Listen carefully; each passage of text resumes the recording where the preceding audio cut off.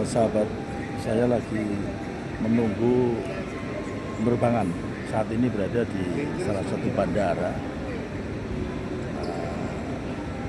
Bahkan di bandara ini, di ruang imigrasi, tempat menunggu para wisatawan mancanegara akan hadir, menunggu penerbangan pesawat yang akan dituju.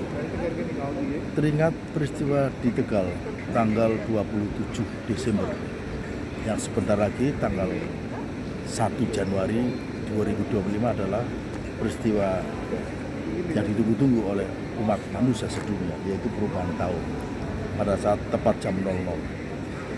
Sahabat, begitu hebatnya kebersihan di negara Singapura. Ini yang belum kita temui di negara Indonesia. Karena di Singapura itu ketika kita makan di restoran, habis makan itu selalu dibersihkan sendiri. Ya, saya kaget, betul-betul kaget.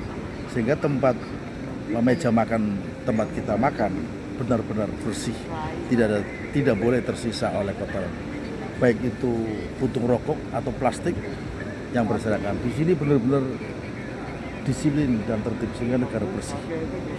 Beda dengan Indonesia, disiplinnya sangat kurang. Ketika makan, sisa-sisa makanan banyak yang tertumpah, piring atau gelas masih saja tertinggal di meja makan. Tapi di sini tidak boleh sama sekali.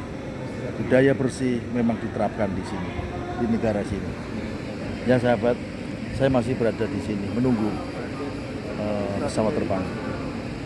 Daripada mikirin kapal yang terbakar, sudah berkali-kali di Tegal telah terjadi kapal kebakaran. Yang saya ingat tahun 2000 ada 16 kapal terbakar. Kapal yang terbakar yang paling banyak adalah punya Sakana. Kemudian tetangga kita, Haji Kopsa, cuma satu-satunya kapal, dan itu mungkin belum lunas. Mau berangkat hari Minggu itu terbakar. Haji Agus Pemalang juga terbakar. Dan masih banyak lagi rekan-rekan yang kapal yang terbakar di Pelabuhan Belitung. Kemudian beberapa yang saya ingat, tanggal 29 Januari 2022, 16 kapal terbakar.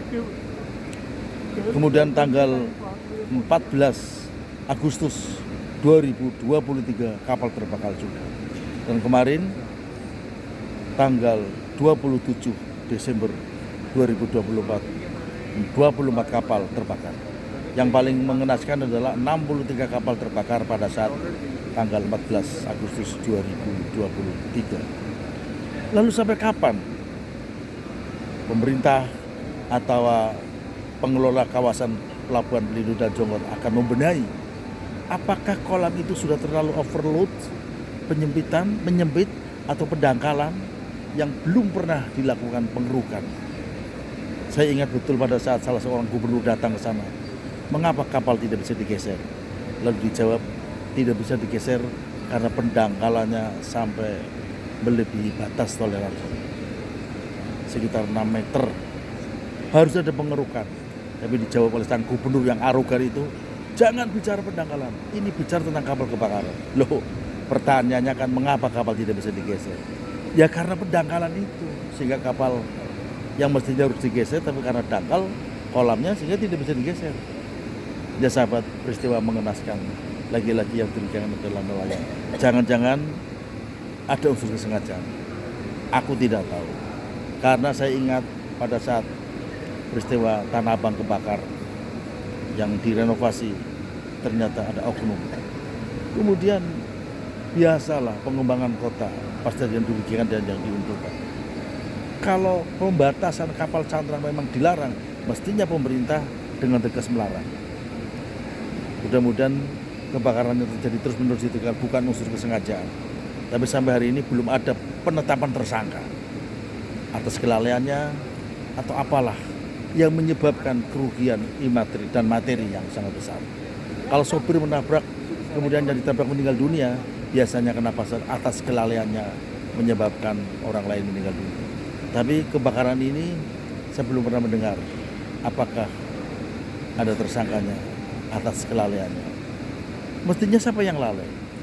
Salah satu contoh, saya parkir mobil di sebuah mall, pusat perbelanjaan.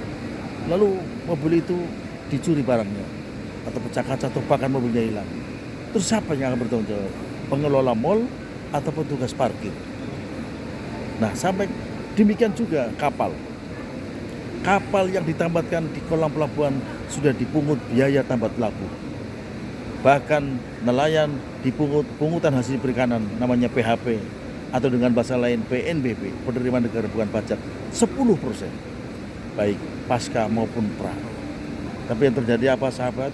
Kebakaran kapal, kebakaran, dan terus kebakaran.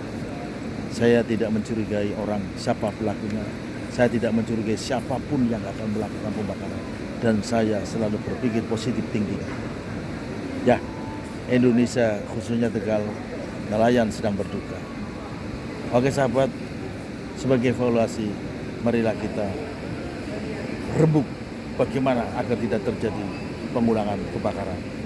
Dulu pernah diusulkan untuk pembangunan hidran di sudut-sudut titik pelabuhan agar memudahkan ketika terjadi percikan api, maka hidran itu berfungsi untuk melakukan penyemprotan. Atau kapal, karena apa? Kami dipungut oleh pungutan pelelangan 2,78% bakul dan nelayan dari distribusi. Kemudian dipotong lagi pungutan hasil perikanan 10%. Padahal ABK dan pemilik kapal belum memperoleh keuntungan. Mestinya dipotong 10% setelah dipotong biaya-biaya. Sehingga benar-benar namanya pungutan hasil perikanan.